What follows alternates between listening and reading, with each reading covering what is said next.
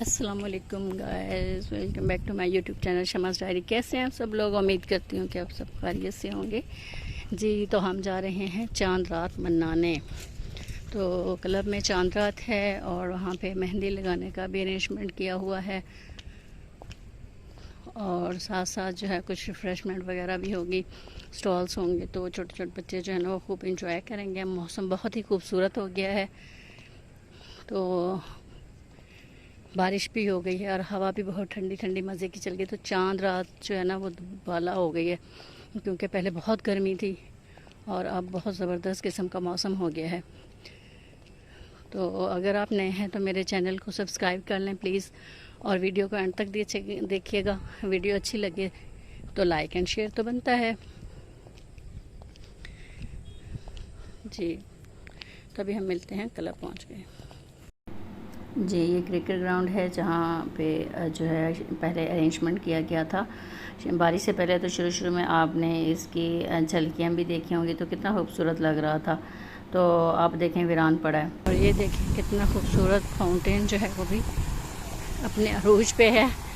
मौसम के जैसे ही अच्छा हुआ तो फाउंटेन भी खूबसूरत लगने लग गया। तो मिलते हैं क्लब पहुँच के फिर से। कितना खूबसूरत लग रहा है।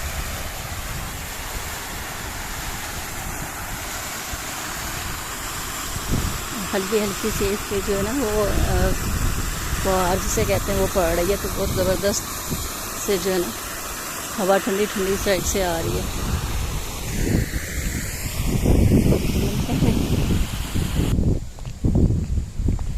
लेकिन देखें कितनी खूबसूरत जो है वो कॉलोनी लग रही है। इतना खूबसूरत व्यू आ रहा है। दरख्त सारे वॉश हो चुके हैं और क्लब भी हम करीब पहुंच चुके हैं।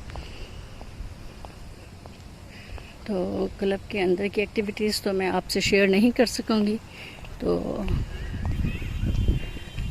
मेरा ख्याल है कि देखें सामने क्लब भी नज़र आ चुका है और काफ़ी लोग भी आ चुके हैं।